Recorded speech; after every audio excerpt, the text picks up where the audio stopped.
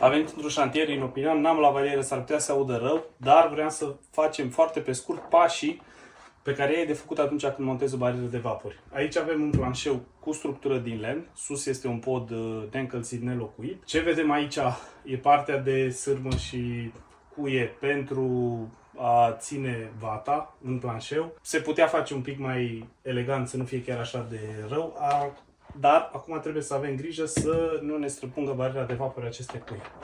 Avem aici doar o bucată, o punem pe poziții să lăsăm un pic în jos, putem să o prindem cu capse, să avem grijă capsele să intre, să strivească bariera de vapor, să nu miște înăuntru și atunci ea se consideră o fixare etanșă, o străpungere etanșă. Aici se va mai curăța suprafața, dar pentru că la beton avem partea asta de agregat, vedem toate pietricelele astea, aici nu pot să vin să fac etanșare cu bandă. Și atunci aici fie vin și mai dau o mână de adeziv, inclusiv în zonele astea, fie folosim un cordon. Pentru etanșare acum vom folosi un cordon de la Siga, primul.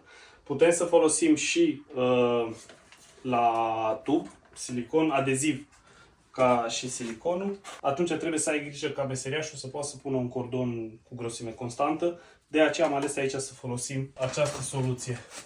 În primul rând vreau să dau praful mare, apoi venim cu un primer, fie cu primer pensulabil, fie cu primer spray. Acum îl folosesc pe ăsta spray pentru viteză.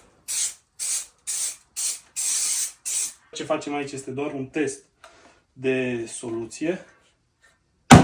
Și acum derulăm cordonul. El este adeziv pe o parte, o să tai o bucată. Lipește foarte bine, e foarte elastic. Presăm un pic, nu trebuie strivit foarte mult, apoi dăm jos linerul de pe el, venim cu bariera de vapori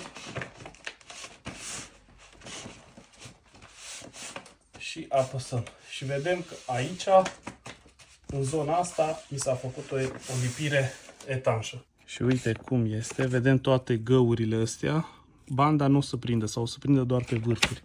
Dar așa, când punem, uite, aici avem cordonul ăsta care intră prin găurele și îmi face o etanșare o lipire foarte etanșă.